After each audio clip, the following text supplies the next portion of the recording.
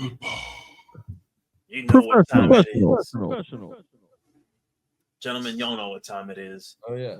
It's my time to take up over an hour of Mike time. Hey, Coach, Fight Club. Well, did I launch that early? I'm Hey, sorry. Coach, Fight Club. But before we can get in to talking about the pro game, we got to talk about the stuff that really matters more than anything else. And that is the conclusion of the 2024 Head Coach Fight Club. Gentlemen, it's been a long, winding road, but we finally got to it. We have our two combatants here. They're ready. You know, for the people at home, you might think, hey, it feels like some of these fights they do on the fly, but we do lots of prep work. We're talking back and forth. We're using as much data I'm as Dr. possible. Strange. I think about every single possible outcome of every match before it happens. Exactly. Like, we take this shit seriously, you know? This isn't just some kind of bit to fill time during the off season. This is real analytical work that's being put together over the course of months. And here we are, ready to give you the final results. So let's just go ahead and get right into it. And let's see our combatants first. The 10 seed and the, what was he, the 3 seed? Raheem Morris? 4 seed, I believe. 1 second. I should have written that down. As he's looking up, you see Raheem Morris with a 4-0 record. Raheem Morris is 4. Mike Tomlin is the 10. There you go. You have a 4 seed and a 10 seed. Mike Tomlin with a 4-1 record. And then for this year's Head Coach Fight Club. And then, of course, you have Raheem Morris, undefeated Raheem Morris. You know, it was looking a little dicey when Tomlin got that first loss going into the losers bracket. But he's managed to persevere and make his way through. And then Raheem Morris, he's continuing the winning ways of a franchise in so desperate need of something to hang their head on to. Representing the Atlanta Falcons, Raheem Morris, you have the opportunity to bring home the trophy, or keep the trophy home, rather. Will he? Let's find out. Gentlemen, let's go ahead and let the wheel decide. Play the music, Patrick.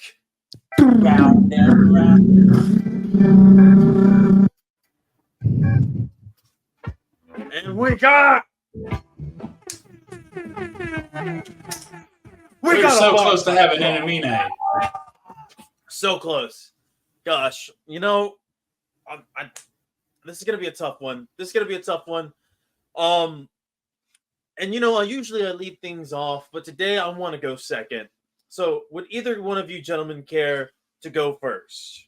Oh, I never have a problem with this. I'd like to set the tone, if anything, because I'm curious as to your loyalties to this entire operation.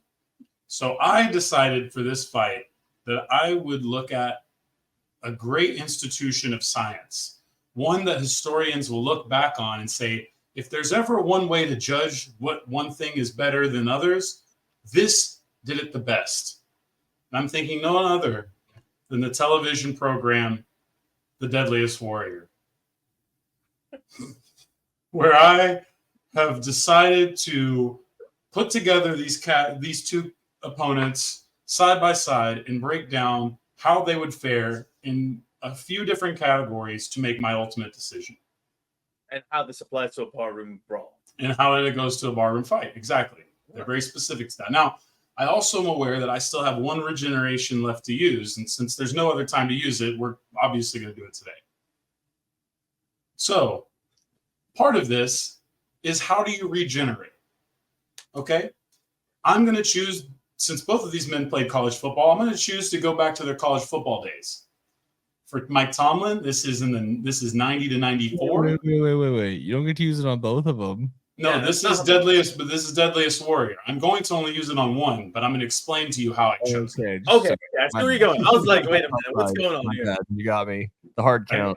I did the technicality. You're right. I did pull a little shenanigans. I use a little Marvel logic. So if I was to use it on Mike Tomlin, but we'll word it that way, it would be 90 to 94 that I would be picking him from, somewhere in that range. If I was to take Raheem Morris, it'd be 94 to 97, somewhere in that range. Now, thinking about this, I'm thinking this would also be a great time, since we're traveling in time. We need to go ahead and grab some resources from said timeline. What better timeline than the 90s to go and get a little bit of that good old shot in the ass steroid stuff? You know what I mean? Okay. This is where I think the argument gets interesting. So the first two were just dates. They were just timelines that these two men happened to exist on. This is where it gets a little more important. From 90 to 94, we had just seen the Bash Brothers win a world championship. The prime steroid era was truly kicking off. Barry Bonds' head was slowly growing as we spoke. But in 94 to 97, what is 94 considered the beginning of the steroid era technically in baseball, you would have had more awareness. You would have more saturation of market. Therefore, Mike Tomlin has the better steroid era. And that's a point in Mike Tomlin's category. Okay. Now, what else would you need at a bar fight other than some steroids and a little bit of youth? You need backup.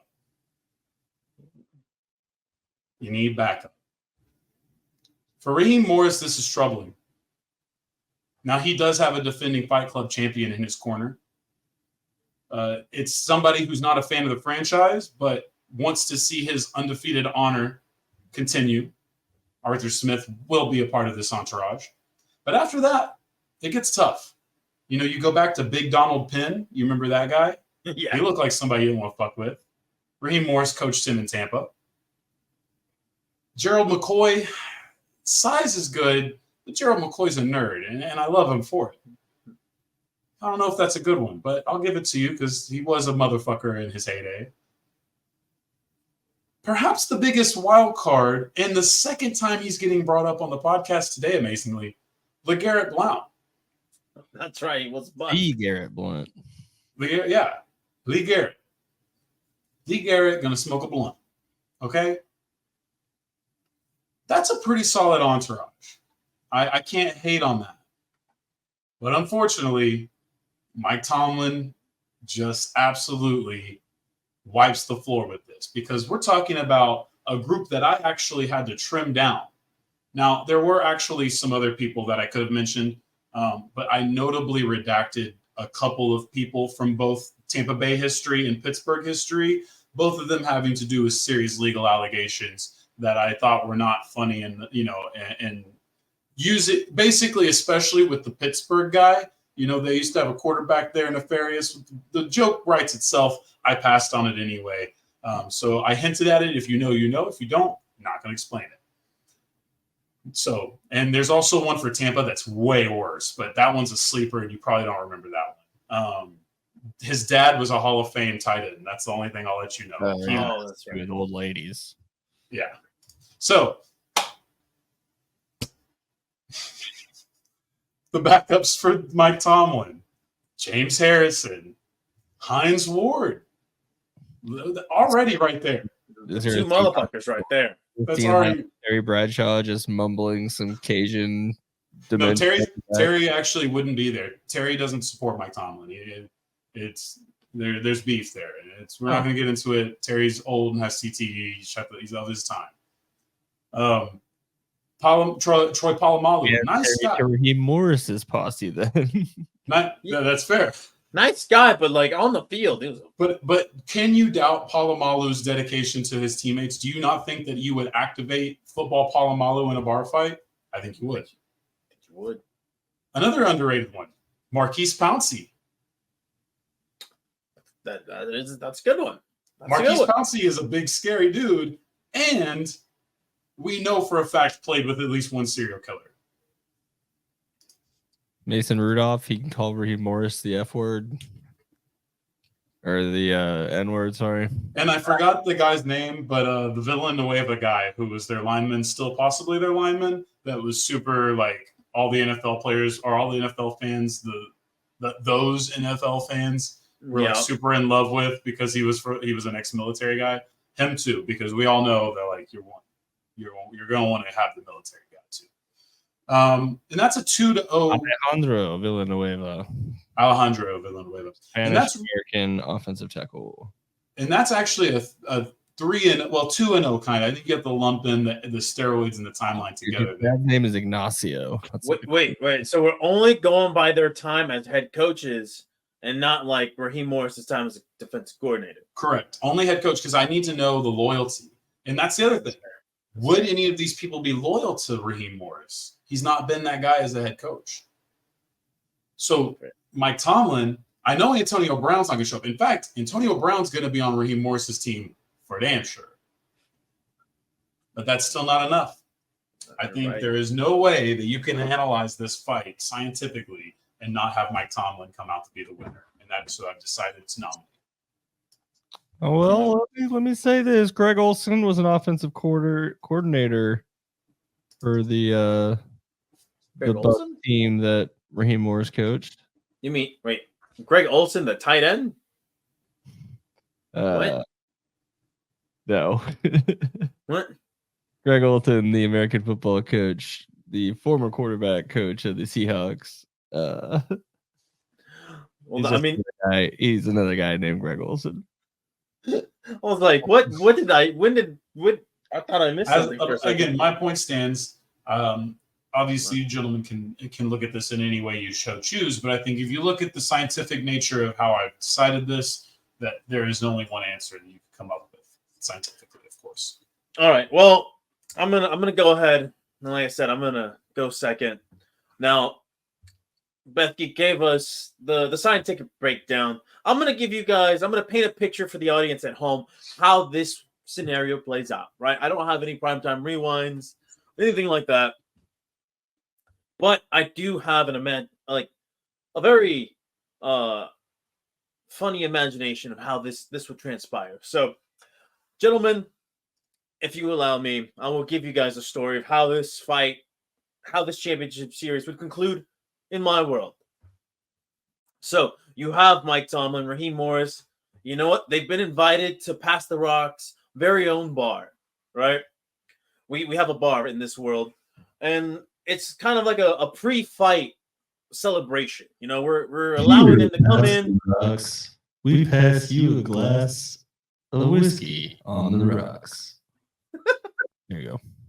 Thank you very much. Now they come in there, and you know what? They're toasting to each other's success in the Fight Club. It's not an easy road. These aren't easy fights by any means. And these two guys, they're celebrating each other, right? Because this is a brotherhood. This is a fraternity. The Fight Club is. And they're reminiscing about their matchups, talking about, how difficult their road was. But as all things that involve alcohol and talking about one's journey, and you get a lot of testosterone, it just suddenly becomes a dick measuring contest, right? Because you look at Raheem Morris and you think, hey man, he didn't exactly have the hardest of roads to get here. Coming into the 4 seed, he was the beneficiary, some would say, of just having easier opponents than Mike Tomlin as the 10th seed. And in the previous Fight Club, he wasn't an underdog. He was up there. He was a contender. So he had to face a harder road this time around, and it took him a lot of effort. And as these guys, start to get real heated, really, really argumentative, they start shoving each other, and then all hell starts to break loose. Both gentlemen start breaking their bottles and pointing at each other. And then they're like, you know what, fuck this. They both scrap the bottles away. And then they start beating the shit out of each other. We're talking left, right, uppercuts, hooks, body shots. These guys are throwing each other into the bar stools. And, we, the bartenders, we're just like, you know what? We don't have the insurance for this. We're just going to let them play this out. So they are just fighting nonstop. The fight actually spills out onto the streets of this fictional location. And they're throwing each other up against the wall. You have Raheem Morris goes for a punch onto Mike Tomlin's face. Tomlin dodges. Unfortunately, Raheem Morris hits his hand real hard up against a brick wall, almost shattering it. Mike Tomlin goes for a double leg takedown, and it starts spilling out onto the streets. They're rolling around. Cars are weaving back and forth, trying to miss these guys. These guys are out for blood. The championship fight has started. They did not want to wait for the proper day. So what happens? You have Mike Tomlin. He just immediately just sees blood, and he goes for the eye rake. He goes to rake the eyes of Raheem Morris, blinding him, right? Raheem Morris is defenseless, and then he goes for the knee, right? He goes for the knee of Raheem Morris. Raheem Morris, in his drunken stupor, actually manages to dodge this, not on purpose, but a complete accident. And then he manages to get up and just wipe away the blood that's coming out of his eyes. And he sees a charging Mike Tomlin, gets him with a knee, actually right to the jaw. And this is getting real fucking brutal. And then, as this fight is still in the streets, giant headlights are coming. And it is loud honking. And both men turn around, but only one man dodges the FedEx truck. That's right. Raheem Morris with backup from Arthur Smith, who has been unfortunately told that he needs to start from the ground up in his father's company. And FedEx Ground always delivers, baby. Mike Tomlin, you got knocked the fuck out.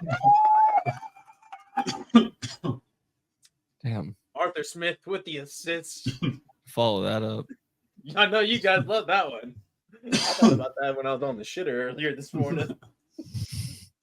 He saw the FedEx truck drive by and he was like, I was like, yo, this is great. Dang. All right. And so it's up to you. This is the tiebreaker. this is really honestly something that I think is fair because last year you just basically had to succumb to our bullshit. So now it's only right that you get to decide the second annual championship. Craziest thing to try to get Bill Belichick to actually win it, and it just didn't work.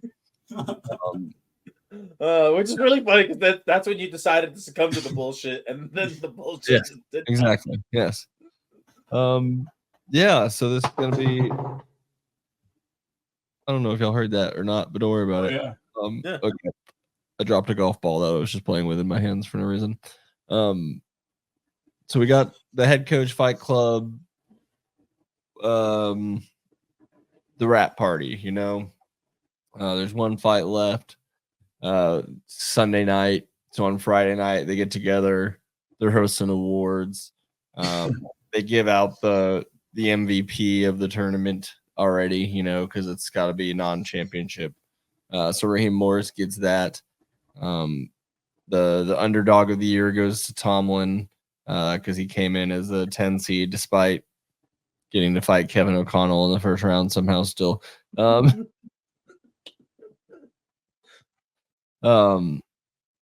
yeah, everyone's just hanging out, having a good time. It's everybody, you know, talking about their cuts, their scrapes, their bruises, their war wounds, the amount of times that they just woke up from actual death in a hospital so they could get up and fight again.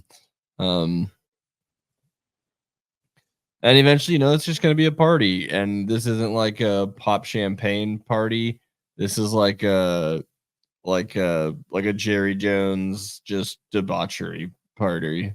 This is like we're drinking just the most expensive scotch you have. We're drinking it straight out of the bottle. Each player or coach just pulling themselves, you know. Some guys are off playing poker. Some guys are throwing each other in the pool, having chicken fights. It's a real boys' weekend, you know, for this night. But eventually, you know,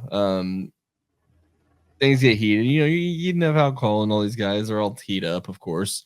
So things get heated, and they're arguing about things. And Mike Tomlin, he's been stewing the whole night, saying Raheem Morris got the MVP. He's like, I have won more fights than anyone in the history of the Head Coach Fight Club. I don't have an MVP. And so while Raheem Morris is running by the pool, Mike Tomlin trips him. But unfortunately for Mike Tomlin, he tripped Raheem Morris into the primetime rewind machine and turned Raheem Morris back into his prime self. Just resurrects like And Jason. as he comes on the other side of the portal, 20 years or whatever younger, just starts beating the ever-living hell out of Mike Tomlin. And in less than 30 seconds, he's put him to death. Raheem Morris is the winner. Oh my God. The title. The Falcons. Congratulations. I knew Atlanta. the commitment to the bit was too good to fight. I even set it up with the advantage Mike Tomlin, but I knew. I kind of backed myself into a corner with not using those. I did really want to turn someone into a baby and have them lose because they got rewind twice. But I would not have allowed this. I thought there was a chance for that, so I never played the card. I would have allowed it for creativity. I'm not gonna lie. It would have been a funny way to get someone like someone really out, you know, Sean McVay.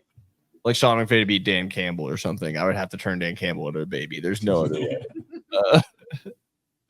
Well, you should have been a homer for Kevin O'Connell so bad that you just cleared him that way. I need it him. Would have only worked for one fight. All right, I'm okay with him losing early. No, gentlemen, we gotta get some sort of flowers from the city of Atlanta because they have now secured back-to-back titles in the Head Coach Fight Club. Arthur Smith, Raheem Morris, Dirty Birds. And guess what? Unless Raheem Morris has a historically bad season under Atlanta, there's a chance we have a reigning, defending combatant in next season. But honestly, I'm not going to root for that. I hope he's fucking awful and they can fire him and replace him for our bit. Then the next guy's going to go undefeated also, let me tell you. How many coaches we can get cycled through Atlanta. All for the bit. Atlanta. I mean, at least there's some strategy there because at least now, like, we can try to like tank the Atlanta thing and see if it's even possible because it's always going to be a 2 against 1. So that you just look, if Raheem Morris is there next year, he's going to be too fat and happy to repeat. I'll tell you that. Hey, you're right, but then we don't know because we don't know what our own bullshit will be next offseason. You know, because last year it was all about the bullshit. This year. It was a little more like logical. Who knows what next year will be? Spread the bullshit into different ways by setting up different actual scenarios. By sabotaging my Andy Reid picks, for sure. That was one of them. Absolutely. Each and every single time. I'm never picking Andy Reid to win a fight again. Stop using your rewinds on him. There's no like. Stop trying to make Andy Reid happen, C's. I'm not going to anymore. All right. It's clear that there's a bias against the big fat guy from Kansas City. Next year after he. I know I've had him win one. I specifically had him win at least one fight. I mean, he got into the winners bracket both years, so. Yeah, it's just there's just a bias once he gets there. It's like we just don't think he has the heart of a champion. It's because of all the cholesterol that's in the way. Yeah, I mean, he reminds me too much of me. That's fair. No, that's very fair. I've decided that there's no world in which he can rule. It's unfortunate. That's fair. Well, you know what? Congratulations, Raheem Morris, yet again, the champion of the 2024 Fight Club. Now, good luck with the NFL season. A much less important season compared to the Fight Club. But, you know, it's how you make your money, and it's how you're able to compete in the Fight Club anyway. Because only head coaches can be in the Fight Club. All right, gentlemen, that concludes the Head Coach Fight Club for this year. It's now time to start with the foosball talk. All right, I have been in the lab. I just couldn't say that seriously. Listen, I've been ready and waiting for this shit for quite some time now. I'm off the bench, and I'm ready to shoot my I was in shots. the lab today for what Caesar's about to do. If you guys want to hear what this week's version of that sounds like. Oh God. Well, Yes, I do. let's just go ahead and get into it, as we did all last year, and we'll do this year for all NFL talk. It's time for the watch it, skip it, and train wreck. Watch it. Come on, Jan. Come on, Jan.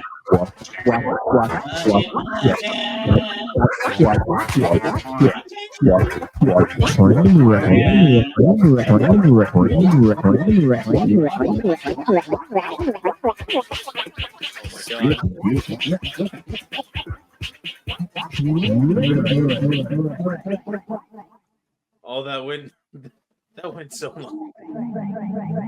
Oh my God, it's still going.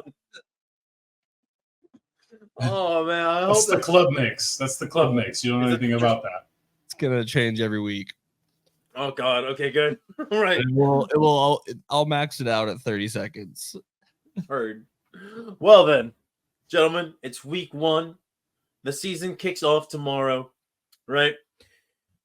And so, as we start with the watch it, I think it just makes sense. The way that I brought it out last year, I said last year Chiefs Lions was must watch because it was the first game of the season. It was a standalone game, and little did we know that it was going to be 2 marquee teams going up against each other. And the Detroit Lions, it was a precursor to what would have been a very magical season. And I think by their standards, it was a magical season. And then, of course, as we all know, the Chiefs won the Super Bowl. So Hey, they're kind of good. They were kind of good. Recently and potentially moving forward. That's right. Now, this year, the NFL said, you know what? Let's just double dip. Let's get some elite quarterback play to start the year. And we're getting the Ravens against the Chiefs on Thursday Night Football. This is our must-watch. Now, gentlemen, this one doesn't really need a whole lot of explanation. I mean, let's just think about it. You have Lamar Jackson, Patrick Mahomes, and you're getting regular season Lamar Jackson until he can clear those postseason demons. You know, if this was the postseason, I would temper to say it's must-watch. But now we're getting early season Lamar Jackson when he is at his healthiest, at his most magical against a new look Chiefs offense, right? We're getting Xavier Worthy. We're getting Hollywood Brown, although Hollywood Brown will not be in this game. He is injured, but we still have Travis Kelce. We still have we still have, Andy Reid on the other side calling plays. Now we look at this Baltimore Ravens team, and there's a lot of change. There's a lot of turnover from last season. It's not the same group on the offensive line, defensive line, linebacking core, all that stuff. So it stands to reason that the real favorites in this game should be the Chiefs. But it doesn't change the fact that Lamar Jackson is a one-man offense unto himself. He is the equalizing factor. And therefore, gentlemen, I'm very excited for this game. And that's why I'm presenting it as our must-watch game of the week for all fans of NFL football. Do we have anything that we want to say about this game? Or what else are you going to watch on Thursday? The only downside is that you might want to see these two teams play later in the year when they're a little more fine-tuned or whatever. That's like a hard, Yeah, of course. I'll take week. This is a great week 1 game. It's awesome. Absolutely. I mean, it should have been Panthers Saints to start. God. All right. Now, give both those teams a primetime game, then move on. Well, guess what, Beth? Because you brought it up, and I don't know if you brought it up because of the fucking rundown that I have, but my must skip game. If there is nothing else on television except this game, turn off TV, go home, touch some grass. Go touch some grass. It's Panthers Saints. There is nothing sexy about this matchup. You can't convince me that there's anything in this game between these two teams that is worth spending even a second of your day on. All right, let's look at it. You have the Panthers, the worst roster in football. They have the tiniest quarterback in the NFL who looked horrible. Didn't really have any bright shining moments. And then you look over at the Saints, and it is just an average team, painfully average. This is the most 8-9, 9-8 team they have ever assembled. Maybe even 7-10, right? You look at who their quarterback is. He's the most boring guy that you could have in the NFL as your quarterback in Derek Carr. He's not aggressive. He bails on plays too early. This guy is an absolute fraud at the NFL quarterback position. Okay. He had a nice little brief stint of like, oh, what could be when he was with the Raiders and specifically when they were in Oakland. But since then, it's just a lot of empty stats. This guy does not attack the deep down the field despite having a considerably good arm. But he's just afraid to attack the numbers down the field. And then you just look at the rest of that team and you're like, what is there that is exciting, right? Alvin Kamara is not the same guy that he was 4 or 5 years ago. You look at that receiving core and you're like, there's some talent there, but they don't have the guy to get them the ball. Now, I will tell you what would make this exciting. If they went ahead and said, you know what, Derek Carr, even though you might technically be better than your backup Spencer Rattler, I'd much rather see what Spencer Rattler has. That could be a disaster piece. That could be Jameis Winston 2.0, or that could be the second coming. That could help you tank for Quinn Ewers. Oh, God. You mean just a slightly better Spencer Rattler? That's what I'm going to call him. I do think, though, that you're underrating this Derek Carr storyline a little bit because quarterbacks are so precious now, even the mid to like above average ones, where it is kind of an interesting season. Can Derek Carr sustain his mid to average height, or will this be the year that the whole league looks at themselves and they're like, all right, well, fuck, I guess he's the best backup you can get? See, but that's the thing. If he is your backup, it's a completely different story than if he is your starter for the full year. If you're telling me, hey, listen, your starter went down, but you have Derek Carr who can come in for 3 to 4 games, I'm feeling good, right? I'm feeling good for a guy who has that much experience. But if he's going the journeyman route. If Ryan Fitzmagic could get that many starting gigs, it's Derek Carr. Derek Carr is about to try to beat it. Listen, maybe, but Derek Carr has the benefit Nick Foles. How many teams did Nick Foles start for? I could probably tell you. Let's see: the Eagles, the Rams, the Eagles again, the Bears, the Jags. That's 5. He never started for the Kansas City Chiefs, but that does make 6 teams that he was a part of. And I think he played on the Colts. Did I already say that? I'm not sure. Either way, listen. Oh, yeah, I think he did play the Colts. Yeah. Either way, listen. Middling QB play aside, there's just not a lot of upside to Derek Carr, especially in this part of his career. 33 years old, and the game is a lot for sure.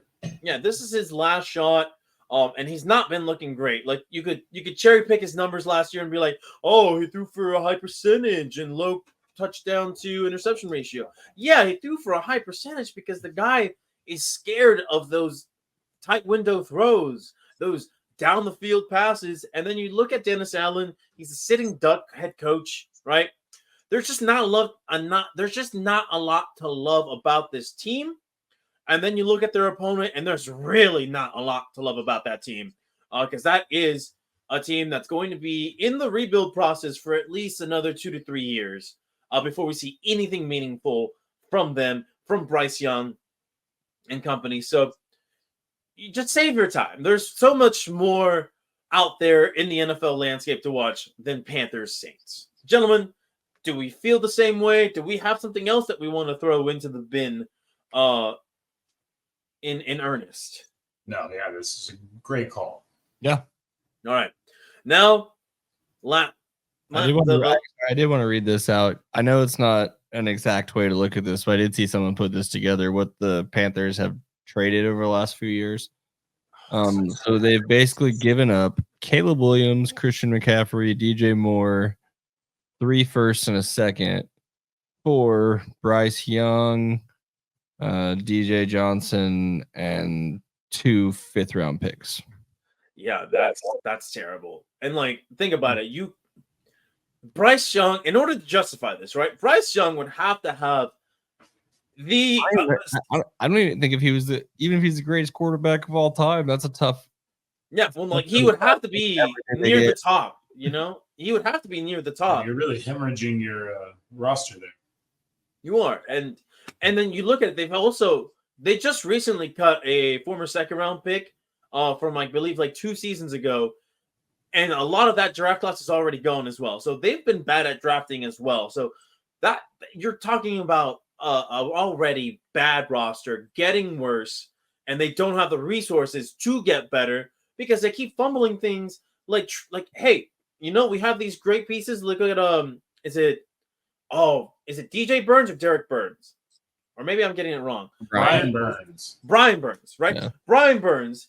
There was an absolute just perfect opportunity to trade him when teams would be willing to give you multiple first-round picks, and the Panthers got too greedy, and then they had to settle for significantly less than what a premier edge rush player is worth. So it's just bad all around, and they probably have the worst owner in all of football. So it's just not going to be. That was my biggest thing. Is Tepper seems like he's definitely taking the mantle as the most destructive, self-destructive team owner currently, which is really impressive and should be like there's some doozies. Like I know Jerry's the obvious one, and maybe you could argue that there's longevity argument. But there's longevity. There's even it's fucking the highest of highs. Plus, like at least Jerry Jones is keeping the Cowboys competitive, even if it's false hope or whatever. The fact is, like you have the Colts guy with all the substance abuse stuff. You have more guitars. Yeah, you have. I mean, you've got some wild people that are at the top of these organizations. It's gotten a little better over time, but it's not much. And think about it. He took over for Jerry Richardson, who, let's face it, his biggest crime was being racist. Who famously also did this to the fans of his own team. Yep. Which honestly, Tepper looks like he could do at any moment. Which he practically already has. He threw a drink at a fan already, yeah. Yeah, and now you have Tepper, who is also going out of his way to harass the people in the local area. Let's not forget last season. The restaurant, yeah. Yeah, the restaurant. So you just listen, Panthers fans, I know it's hard. Those Cam Newton years were great. Those first couple of Jake Delhomme years were great. Just close your eyes, and hopefully when you open them again. Still solid team branding. They just need more history with it.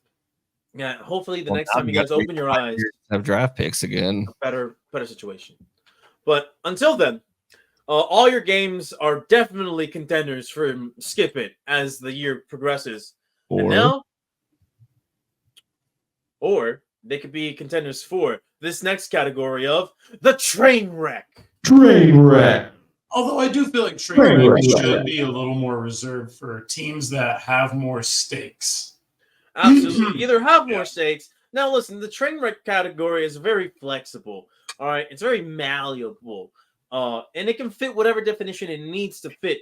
But there's a lot of things that go into a train wreck, right? You have situations where a team's season's on the line and they are bumbling and stumbling their way to the finish line. Look at the Eagles last year.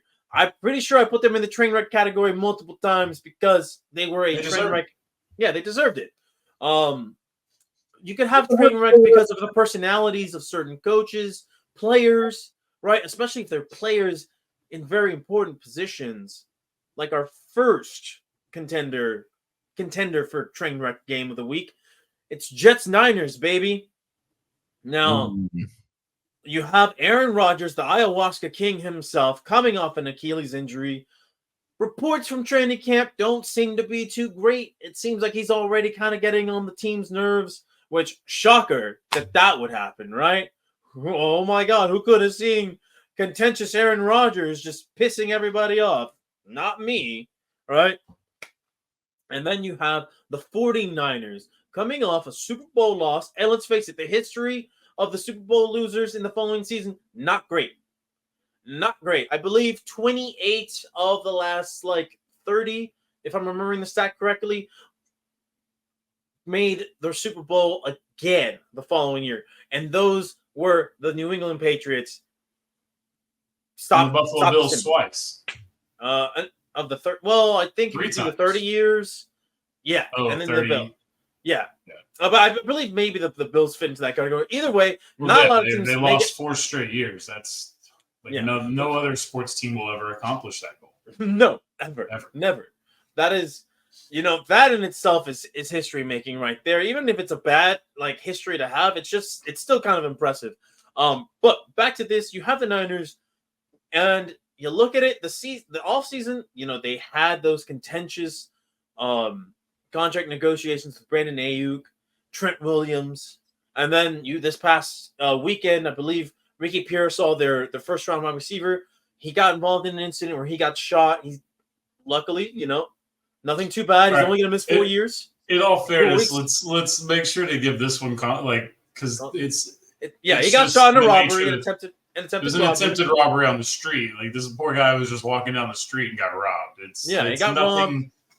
In the era of misinformation, it's important to make sure that to give that detail. Absolutely, we got to give context to that. And so, that is a dynamic, but that is a dynamic that does affect some players because they do feel for their teammates. And I'm sure they're all happy that he is healthy, alive. Hey, he got 2 of his teammates to show back up to camp. Exactly.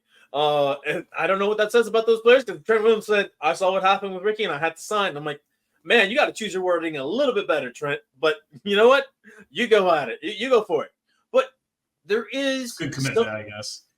There is some contentiousness with all teams that have that Super Bowl hangover lurking over them, right?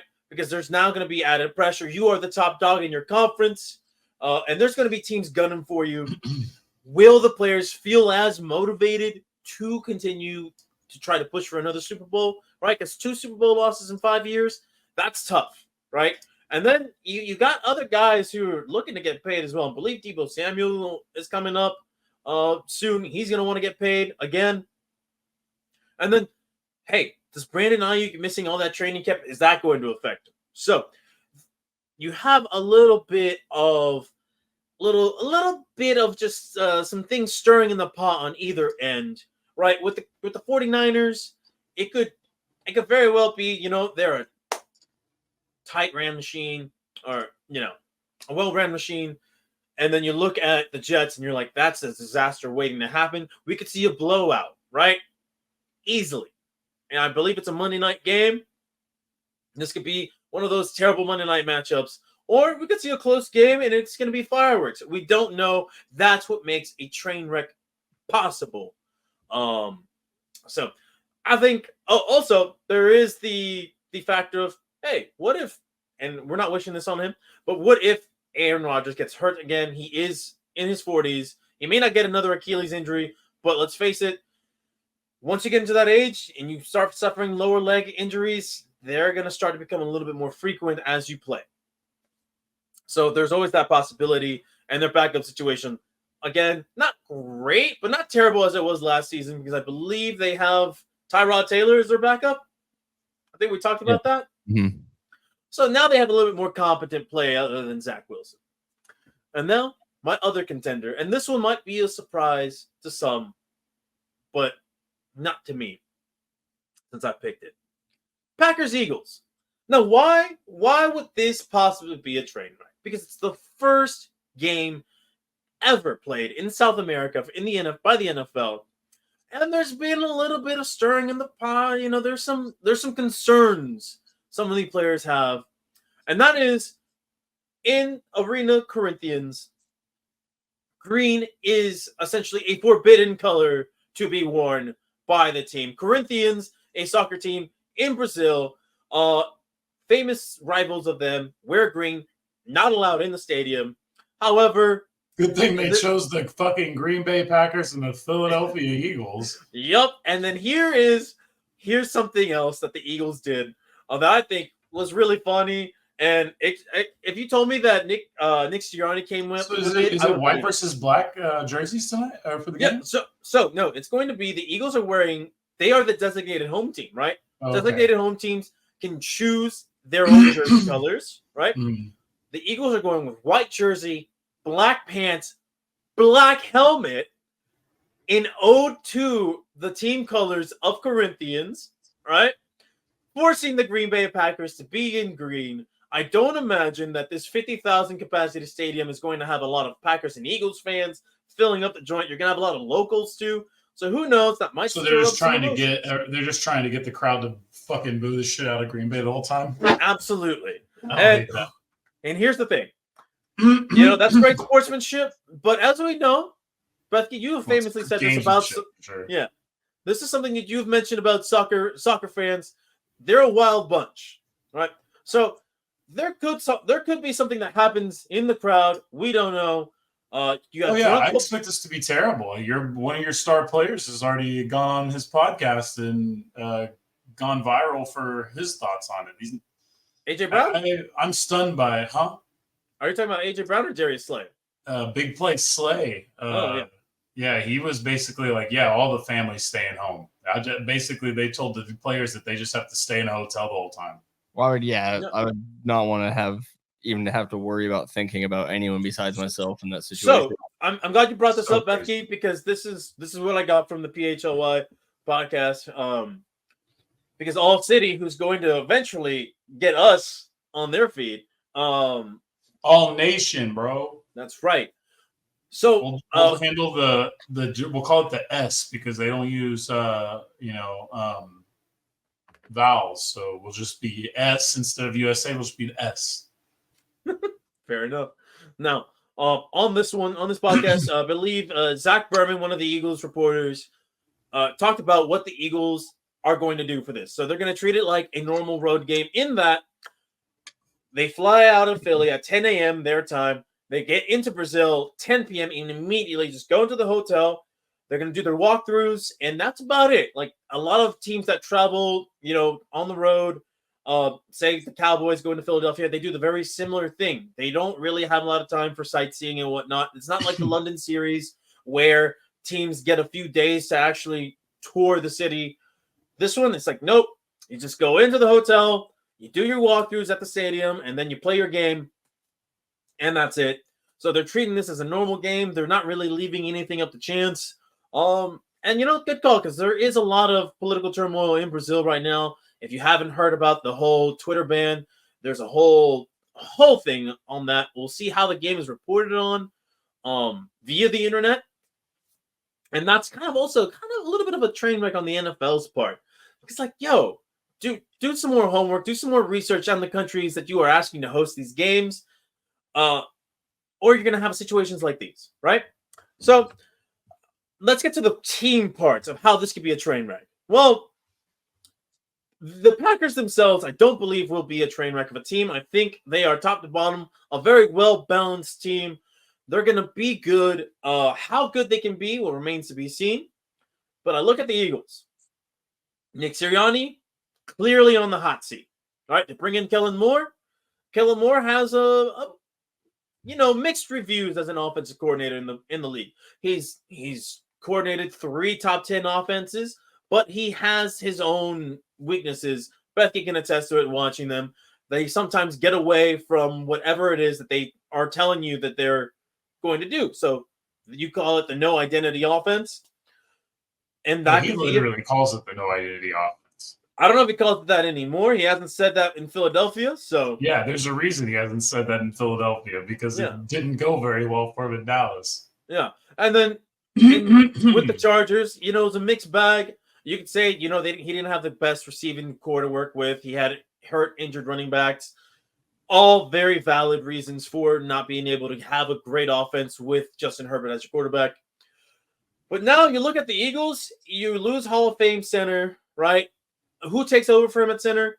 Last season's right guard, who wasn't that great at right guard. Then you have Mekhi Becton coming in, a New York Jets reject.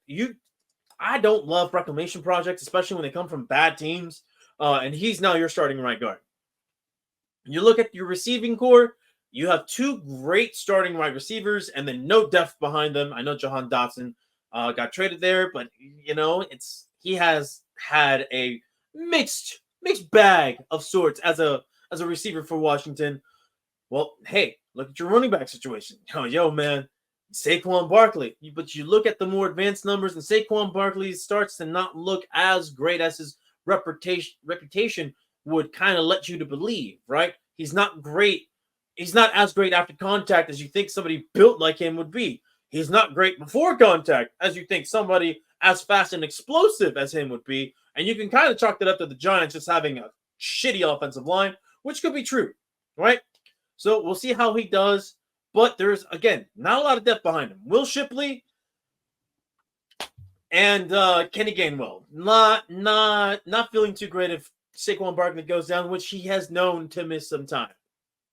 Now you look at the Eagles defense, all their old guys minus Slay are gone. All right. You have no established edge rusher outside of Josh Sweat, who he did not finish the season strong last year. You look at their linebacking core, still not good. It's young. All right. You have Nakobe Dean, who can't stay healthy. And then you have Jeremiah Trotter Jr., who, let's be real, he's kind of like a Nepo baby draft pick by the Eagles. He had a pretty decent college career, but he's not very athletic. And then you look at the secondary. You have Big Play Slay. He is 33 years old. Do you guys want to know how many 33-year-old corners there were last season? Here's the answer. It was one. It was Patrick Peterson on the Minnesota Vikings. That's right. So there's not a lot of history of... Now it'll be another guy on the Minnesota Vikings, right? Isn't that Gilmore's age? Stephon Gilmore, I think he's 32. He's just going to miss that. We'll take that real quick. Stephon Gilmore age. He will be... 33 years old. So now there will be two 33-year-old starting corners in the NFL. It's not looking great. And then you look on the opposite side, you have Quinyon Mitchell, rookie, from a lower-level FBS school. He may play slot. He may play outside corner. We don't know. Isaiah Rodgers might miss this game for the Eagles. He was famously suspended for gambling. So there's just a lot of question marks on this Eagles team all around. You could say, hey, there's a lot of talent too, a lot of established talent, young talent, explosive talent. But you also have like these lingering things from last season's collapse, historical collapse even, that could trickle in, that could bleed into this season. And you could very well have the Packers just blowing out the Philadelphia Eagles on Friday night, your Lone Island game, and it's Brazil's first exposure to the NFL live. And you don't want to give that game. So there's your reason for why this could be the train wreck. But because there is two, gentlemen, I'll let you guys decide which one of these is the bigger candidate for train wreck of the week. Becky. Yeah, I mean, unfortunately, I think that it's pretty easy for me because it's so stupid that the NBA or the NFL has decided to do this. And I actually think Jets and Niners might be the most interesting game for me outside of the home team for me, because I do want to see if there's a potential for either of these two teams to have a complete and total fucking collapse this season, because I feel like they're both very boom or bust, and I think that's fun to watch in week one. Fair enough. All right, so we have that, and then Patrick, what do you got? Yeah, obviously the Brazil element that's just, we have no idea. We just don't know.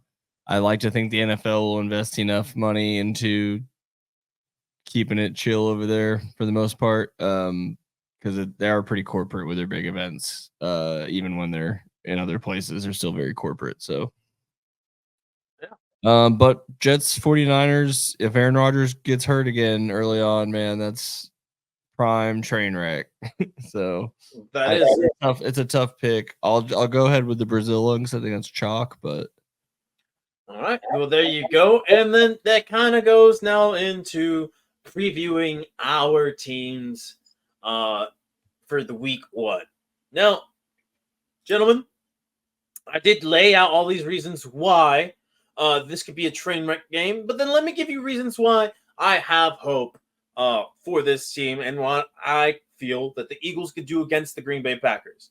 Now, I know I laid all the reasons why it's a train wreck. For the same reasons, this is a double-edged sword it could be also a glorious moment for the Eagles opening their season.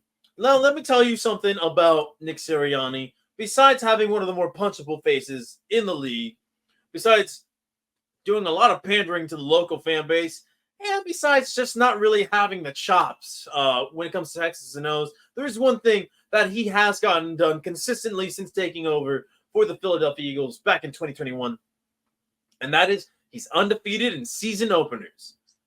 No matter how ugly or how great the game looks, he has this team ready to play. So for any person watching this game that wants to see, hey, are the Eagles going to give the Packers a run for their money? Because I would personally pick the Packers to be the better team, at least going into the regular season.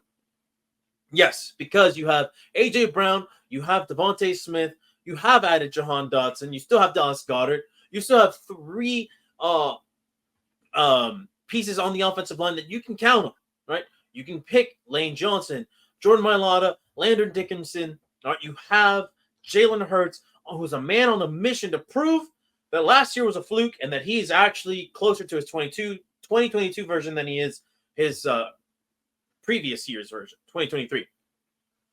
So you also had the addition of Saquon Barkley. You have an explosive offense ready to go against a Green Bay Packers defense that is not good. They were not good last season. They hired Boston College's old head coach to be their defensive coordinator. And here's the thing. At Boston College, this is what Boston College was putting up in those under this guy. Allowing 28 points a game, I believe, last year, and then 30 points a game the year before. So not a great look. It doesn't seem that Mike LaFleur, is it Mike LaFleur? Yeah. Matt LaFleur. Thank you. Matt LaFleur knows how to hire defensive coordinators because his previous one was a bum that everybody on the Green Bay fan base was calling for. Like, they were calling for his job, and now you go out and get another real suspect hire. So you have a very questionable defense against a very solid and explosive offense, and then turnabout's fair play. There's a lot of question marks on the defense for the Eagles, and there's a very explosive yet kind of more, I wouldn't say explosive, but really well-balanced offense for the Packers because you have Jordan Love, last year's coming out party, big, strong quarterback, big arm, fast legs. And here's the thing about the Packers that I didn't know until I did some more research into this. Last year when it came to target share, they were 31st in the NFL. And what that means is that there was no heavy funneling into one particular target. The Eagles, I believe, were like number 2 because they were outside of A.J. Brown, Devontae Smith. There wasn't a whole lot to work with, right? So you have a team that's willing to make anybody the star of the offense, depending on the matchup, against a defense that doesn't really have a lockdown defender, a game changer outside of maybe just Jalen Carter, right? So I expect a lot of points to be scored in this. I expect for you guys to have access to a very entertaining game, whether you're rooting for one team or really hoping both teams lose on the other side. Beth, I'm looking at you on that one. I think this is going to be a great game,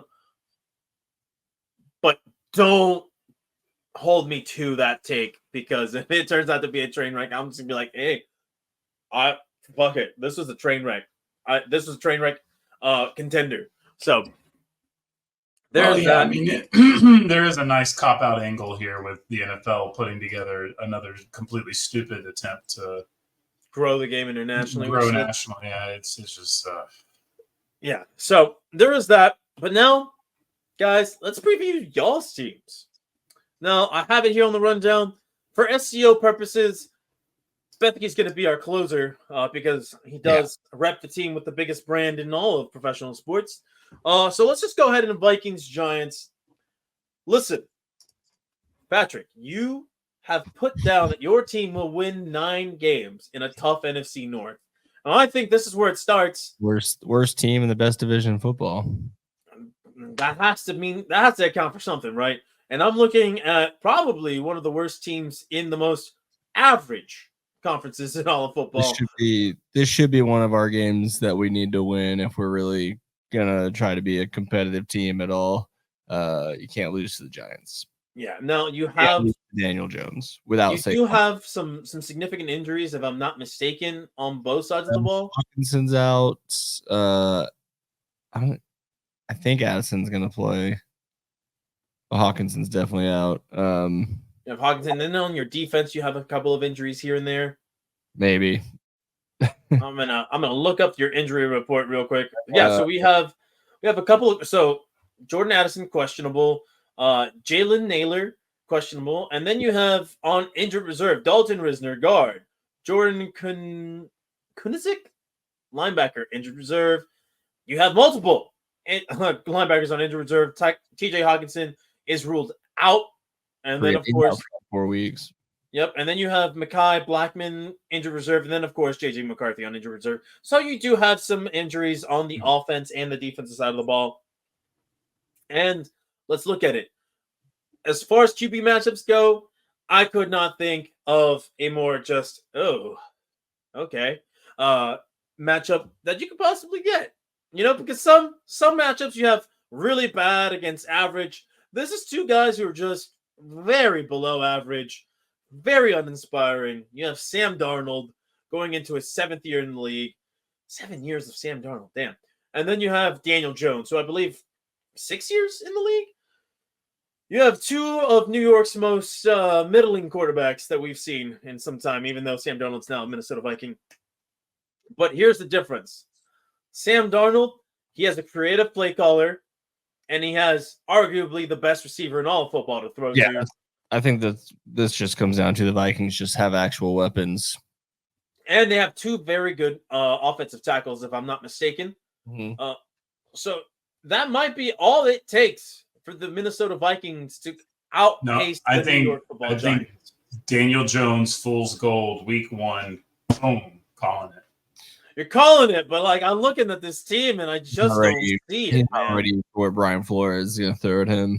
You have because let's look at the starting offense for the New York Giants. And listen, Giants fans, if we have any that watch me talk, you may think I have something against you guys, and I do. I absolutely do. But I do it objectively. Listen, you have Devin Singletary. Objective bias. That's right. I'm objective and biased at the same time.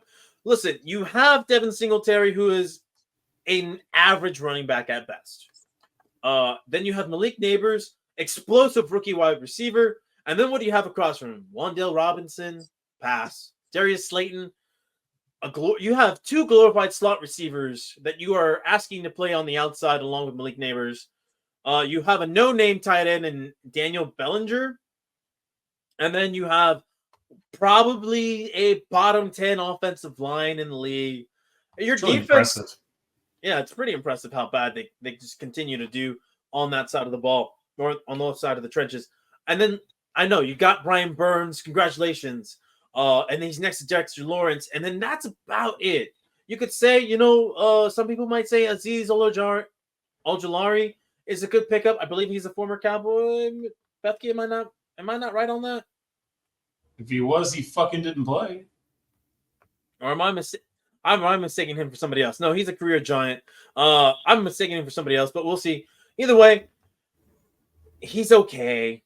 He's not great. You look at everything else. Kayvon Thibodeau, what has he shown you really that he is going to be a great, impactful edge rusher in this year? I mean, I don't know.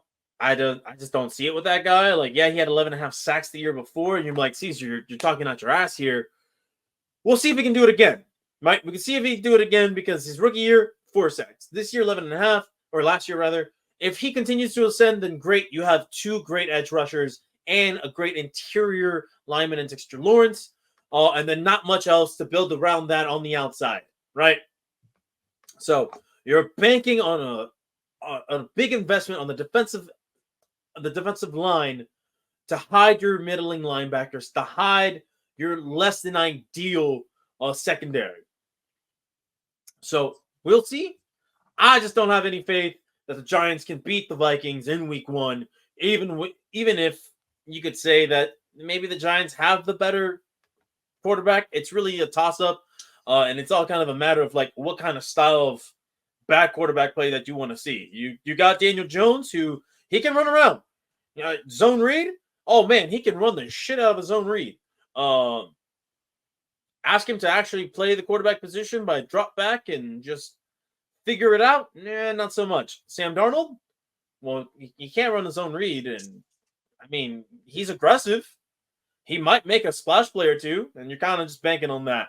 But he does have somebody who can bail him out in Justin Jefferson, so that is a lot for him compared to the rest of his career in terms of weapons to throw to.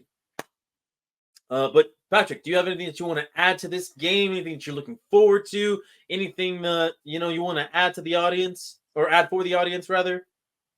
No one out there should be watching any Vikings games this year unless you're a fan. All right, that's fair. All right, well now let's get into the Dallas Cowboys. SEO, Dallas Cowboys. Because you know what? This is a very interesting matchup for a lot of reasons. All right, Becky, at any point, stop me if you feel like I'm just not being objective enough on this one, or if I'm giving the Cowboys too much credit, or not enough. Either way, listen, I look at this matchup, and I think for a lot of reasons, there is a lot, at least from a narrative perspective, storyline-wise, there's a lot to be said about this game.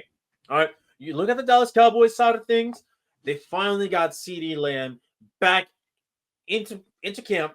They got him signed, long-term deal. They still have the Dakota Prescott thing kind of hovering over them. Will they re-sign him? Will they just let him play it out and see what happens and then maybe just drag this cycle out? Who knows? You have the return of Zeke Elliott. Not the same Zeke, obviously. So that running back room doesn't look too inspiring, but they still have a solid offensive line. They're counting on a brand new. Is he playing tackle or guard? This Tyler Guyton. Has that been announced? You have Guyton, Smith, BB, Martin, Steele. All right. So it looks like Tyler Guyton might have to play a guard for this season before moving out, or are they switching Steele out? Guyton is the left tackle. Guyton's massive. There's no reason to play him at guard. He is so big. It is absolutely funny. And I mean, Myles Garrett's incredibly difficult, and that's not the only player they have on the defensive line to worry about. So it's not going to be easy. But by all means, the Mad Lads have done it again. Tyron, I hope he has a great season with New York and finish his career out strong. But holy shit, maybe there's penalties and stuff that we'll see down the road, but fuck, this guy is fucking lethal, dude. This Guyton kid is mean as fucking piss, and he's so big. So it's nice there. I mean, it's still a difficult week one, but fuck, the offensive line might be the best part of this team fast, because everyone's happy with Steele. What is that coach speak? What is that reality? I don't think his last year was that bad when you consider him coming back from an injury. So if it's better than that, that's all you really need. The two guards are amazing. They're probably locks to be all pros every year if they're healthy. And honestly, I really like BB. I'm a little worried about him transitioning into the center role at first, but I think he's got everything that we're gonna need to have a really awesome center for a while. So, we've seen some awesome offensive lines in my day for sure. Yeah, and this is a big offensive line. So it's a fun one. Yeah. And of course, the Cooper Beebe, that is going to be the big question mark. Can he transition from guard to center? I don't know if he played in center in college. I think he'll be fine. I think the transition might cost a game or two, maybe in this season. But I think ultimately, I really am. If there's one thing I won't bitch about the Cowboys right now, at least without seeing anything, is the offensive line. Like I can't imagine any other team rebuilding an offensive line this well, this quickly. If it turns out the way that I think it's going to turn out. Absolutely. And now let's talk about the offensive line for the Dallas Cowboys. They're huge. All right. You have Tyler Guyton, 6'7", in the 330 range. Tyler Smith, 6'6", 320s. Cooper Beebe, he's a 6'4", 330-pound center. Of course, Zach Martin, I believe, is in the 6'5", 320 range as well, 315. So he's a little bit on the lighter end compared to the other guys to his It's left. always a guard, yeah. Yeah, and then Terrence Steele, he is 6'6", 310. So you on the right side, you're a little bit lighter, still very tall, very long. All right. I believe only the Cincinnati Bengals and the Philadelphia Eagles have a heavier offensive line than the Dallas Cowboys. So, build in the trenches. That's how you win. Now, let's look at the Dallas Cowboys offense. Dak Prescott is Dak Prescott, right? You're looking at a productive, savvy veteran. Is he going to make is he going to make a kind of I don't want to say a leap, right? Because that Well, I think you can still say there's a leap for Dak. Yes. I think it's also fair to wonder if that leap isn't necessarily to Patrick Mahomes level, but because I think there's another level of him that he can be better. Yes, and I think the one thing that, and I've heard this a lot about like some of the Dak Prescott supporters, a lot of what he does well is the mental game. It's the pre-snap stuff. It's how he plays up here and less to do with his physical tools. And I would tend to agree. So can he make a mental leap? Can he continue to become, continue to be one of the more elite processors in the passing game? Well, that remains to be seen. We look at the team the decisions in the pocket are fine to some extent. The slant has to get better in some ways. Just as far as like him reading coverages, he's got that down. It's just sometimes he may not always. Well, I think he may not always make the right decision. But, I don't even think it's that. I think he has a little too much trust in the play sometimes. And I think he could stand from stepping up in the pocket more often and either just taking a couple of yards positive and sliding or just launching that motherfucker out of bounds and living to play another down. I think he gets us in trouble as much as people want to blame it on, Terrence Steele. And there has been times in his career it's not been good. But I think there have been plenty of times where Dak is definitely at fault for these sacks and the fumbles that have come from it. And not as bad with the interceptions last year specifically, but obviously those could come. So I mean, it's nothing to worry about. I would love for him to have an extension so that it's really not even a story. Because even if this team doesn't succeed and they have to get blown up, like I'd much rather be able to trade that guy than not. So I would love for him to sign that price tag whenever. So it's just really one of those things where I'm not worried about Prescott, really not worried about the receivers, really not that worried about the running game. I'm just confused by it. Now, see, this is where we'll have like a difference of opinion in terms of the receivers. So at least for this game, your receiving core is not looking too great. CeeDee Lamb is ruled out for this game. He is on the reserve commissioner's exempt list. So he will not be playing. Good to know. I didn't know that. In week 1. So when you take him out the lineup, now you have Brandon Cooks, who, listen, that's an uninspiring. I would say that's a really good number 2, and I think it's a guy that we've done a really good job. I think that is bias. I think that doesn't. So this is why I'm not being biased towards it, because you looked at his time in Houston. And he had a great first 2 years. Then he had a significant. That's where I don't even know it's necessarily stats. This is where I got to pull the Jared Sandler. I think you're looking at numbers and you don't watch tape, because I'm not telling you how the Eagles guys are going to go, and I'm telling you that Brandon Cooks saw a significant increase with Prescott at the end of the season. He's going to be a very trustworthy guy this year. Tolbert is a big receiver, so they can still use Tolbert in ways as a number 1, I believe, this year. They have a lot of depth at the position. They've done well drafting and filling it. And the tight end room is also really good. And Prescott loves his tight end. So I think it's a Band-Aid that you can put on the team for this first week. So I will give you the tight ends. All right. And here's where I'm trying to get to with Brandon Cooks. Not trying to take away that he is bad by any means.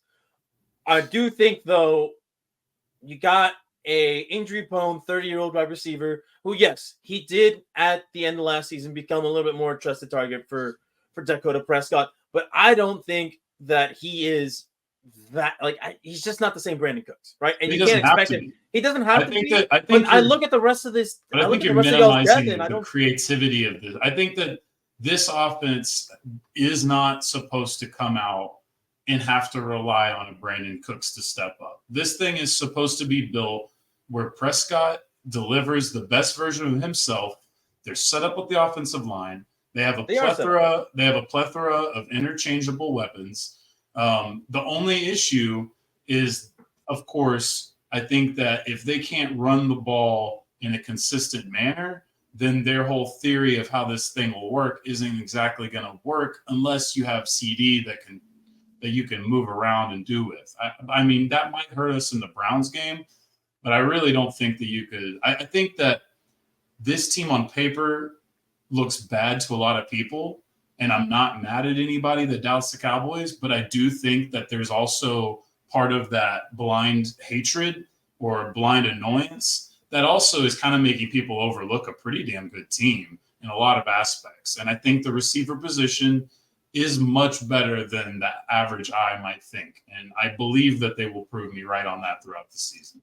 All right. So we'll agree to disagree on the wide receiver room, but I'm there with you on the rest of the team being very well put together, especially the offensive line. I look at your tight ends, Jake Ferguson, Luke Schoonmaker. I think you have talent. Luke is fine, but I think as a number 2 is the guy you're going to need to block more with Ferguson being a receiving type. But I think it's kind of a solid 1-2. No, absolutely. Of course, the running back room. It's weird, but it's kind of useful. Like if they can figure out how to flow this right, I kind of like the idea of Dowdle getting a lot of carries, Zeke being the thumper, and then Deuce being a change of pace. I don't know. Don't forget about Dalvin Cook. Dalvin Cook is a practice squad player. He's on the roster. He might be for the first game, but he's a practice squad signing. All right. Well, we'll see what happens in the running back room. Yeah, I'll be interested to see that. But no, he's, as far as I'm aware, he's a practice squad signing. Gotcha. Now, just with the rest of the team, of course, the defense is the defense. Last year, it was exciting. It's exciting, you know. We'll see how they continue to mesh together, and do they have a fall off like a little bit of last season? A lot of that does come from injuries. A lot of that comes from just simple wear and tear. It's one thing in particular, right? It's one position in particular more than anything. The linebacker. No. I mean, I think. See, that's the thing. Is again, there is one problem that is absolutely still a question mark, and they did a solid job in the like last week or two of filling the depth. But at the same time, I like our linebacking core. I think it's a fun athletic group this year. Because look at it, you're talking about, again, this is your bias. You're talking about a group last year that had 2 safety players playing linebacker for the majority of the season. I think that you have 3 guys that are very athletic now, and I don't know this kid's name yet. The guy we just drafted, Leoftu or whatever, he's going to start. You're going to have, Damone Clark, I think, is a really solid guy. Not a great guy, really solid athletic guy. He can cover, and he's a solid enough tackler. I think that we also have Kendricks coming in here as a good, solid vet. And then we have Overshawn, who's just going to get to play as like a rover substitute at all 3 positions. That, I think, is extremely exciting. Maybe I'm just thinking about it because I watched my team line up a bunch of safeties at linebacker last year. But I really think that the positives of that group are clearly on there. The issue is, are they going to have a chance to do their job? Because none of that matters if you can just run RB gut on the Cowboys for fucking 4 or 5 plays in a row. And that was the issue last year. And it was the issue to start this preseason. And then they went and got a little heftier with free agency, but they're older guys. So now that's kind of this week Chubb is out. So yeah, no, well that's the other side of things, right? Yeah. Oh, you're talking about Chubb? Yeah, Chubb, the running back. Sorry, I was thinking the big guy for No, no, Is that okay. wrong? The Cowboys Are you benefit. talking about Jordan Phillips Nick or Linval Chubb. Joseph, Bethke? Yeah, it's either one. I mean, both essentially, right? They They're- both were added to be big guys that could maybe help take Mozzie and put him in a more natural role where his age fits. And look, ultimately, it's doing the best you can with an absolute hole in your roster. So hopefully, one or both of those guys hits.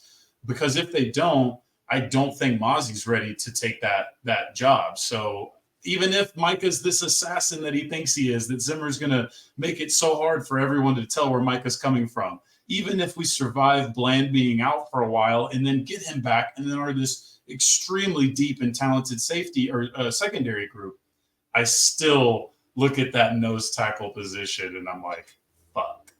Like, All right. this is it, really. Like, Dak, McCarthy, Zimmer, all of these people's jobs really more, I think, lies in that position than anything else. Because I really don't, trying to be unbiased, because I don't have a lot of positivity going into this season. I don't know why I would. But I do try to look at this objectively, and I'm thinking, God damn, this is a solid group. It was a good draft. I really think they understood the assignment on a lot of things. If they signed Prescott, it really feels like they understood it. And then it's set up. But then even if all of those are there, I'm still looking at that nose tackle position, and I'm just like, ugh, I don't think that that's a good thing. I don't know. Maybe Phillips and Limbaugh have enough in their tank, but oof, that worries me. Well, we will see what they bring to the table. Yeah, I still have question marks on the linebacking core, so I'll keep an eye out on the Cowboys, see how they prevail. I'll see how they do, and we'll see if that You said changes. it right. But yeah, so now let's look at their opponent, the Cleveland Browns. Listen, the Browns, their calling card is definitely their defense, right? You said it first, Myles Garrett. That's where it starts and stops with their defense. But then they don't have scrubs almost anywhere else on that defense. You look at the rusher on the opposite side, Zadarius Smith. He's a proven productive player in this league. You look at their linebacking situation. They have a very athletic linebacker in JOK, Jeremiah Osu-Koromora. Jordan Hicks, he's questionable to play, but he's been a solid veteran throughout his entire tenure in the NFL. Devin Bush is Devin Bush. And then you look at their secondary, Denzel Ward, Grant Delpit, Juan Thornhill, Greg Newsome II, Martin Emerson. These are guys who can just fucking ball. So they are bringing out some big dogs on defense. It's on the offensive side where things start to get real dicey for the Browns. And it might play to the favor of the Dallas Cowboys, especially on that defensive line front, because you look at who they're playing against. You might argue, I argue right now that the best quarterback on the Cleveland Browns is their backup quarterback, Jameis Winston. Deshaun Watson is a shell of his former self. And I just don't see how he ever reclaims his form. The guy's checked out. It looks like he's been paid the money. I just don't think he gives a shit about football anymore. And then you look at who he has to throw to. Amari Cooper, solid, still being productive. I really hope that he's butthurt about them trying to trade him, but not in the way that it gives me a Randy Moss 2.0 situation. Because honestly, I will say if the Browns win the game, I hope Amari Cooper is just the one who does it, just to stick it to Jerry one last time. And who knows, but he'll have to have a quarterback that can get him the ball, and that's the problem of the Cleveland Browns, because there's not been not one shred of just glimmer of hope that Deshaun Watson is a remotely serviceable quarterback. I would argue he is near the bottom of the league in terms of quarterbacks, right?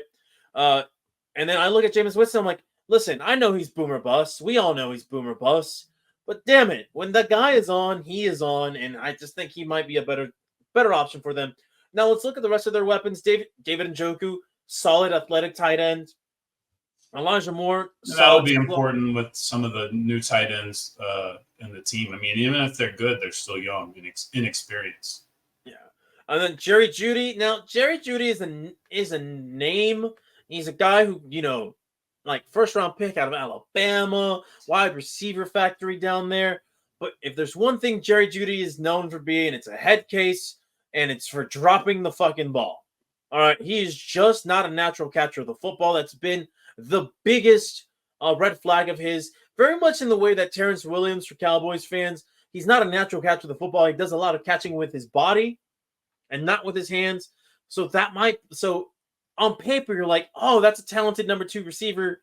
But then you just kind of look at the eye test and you're like, yeah, there is something missing with Jerry Jeudy. But who knows? Maybe he finds a way to revive his career in Cleveland. Now you look at the running back room. Nick Chubb is out. That doesn't mean that they are not having some sort of proven vets behind them. Jerome Ford, he's had moments in his very brief NFL career where he's shown that he can tote the rock. Now, it's been very brief, but last year, 204 carries for 813 yards, 4 yards a carry, solid numbers, especially for a second-year guy, and a 5th round pick at that for the Browns. And then you look at Texas' own Dante Foreman. He's a big bruising running back. He's not had too many opportunities to be a bell cow, but in the few times that he has gone to play, he's proven to be a solid running back. He has a career average of 4.2 yards per carry. All right, he had a pretty good year with the Carolina Panthers in 2022. Kind of had like the short end of the stick in Chicago, especially with injuries.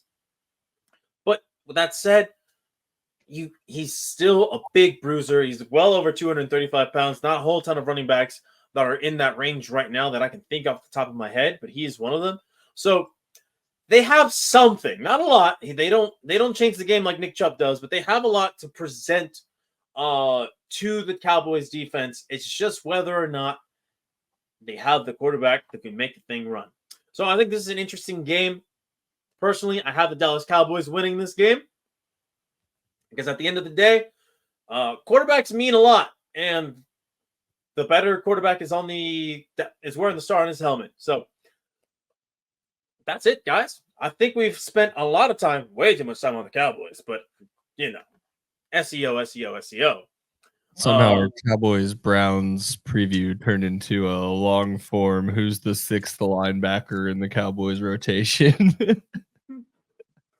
Listen, man, Beckett really wanted to defend his guys, and I don't blame him. I'm here to turn it down. I was just like, at one point, I was like, wait, is this the game preview? This is the game preview, baby. Because it's an important thing. Depth is important in this league. So hey, we here at Pass the Rock for All City Sports. Look at that. We know what we're talking about. We can talk about the 6th linebacker on the Dallas Cowboys. I'm gonna share make like 20 minutes of it. Just for fun. We can on a document just pick money line, just pick which team we think is going to win every game. All right, we can do that. Nothing on the line unless I come up with something silly later, just so that we can have something to look at later. Oh man, if you really wanted to do work, you could just go back and look through all these picks and see how they line up with our division picks. Yeah. See if we even see how yeah, I got you. See how loyal we are to our own predictions. Not at all. All right. Well, we got a lot of football ahead of us, months and months to go. So welcome back to football season. Have a great weekend, and we'll see you guys next week. Yes, sir. Big scan. Yeah. I'm not exiting out of anything. Yeah. So at what point do we exit out? Do we hit the end recording? Do you do that?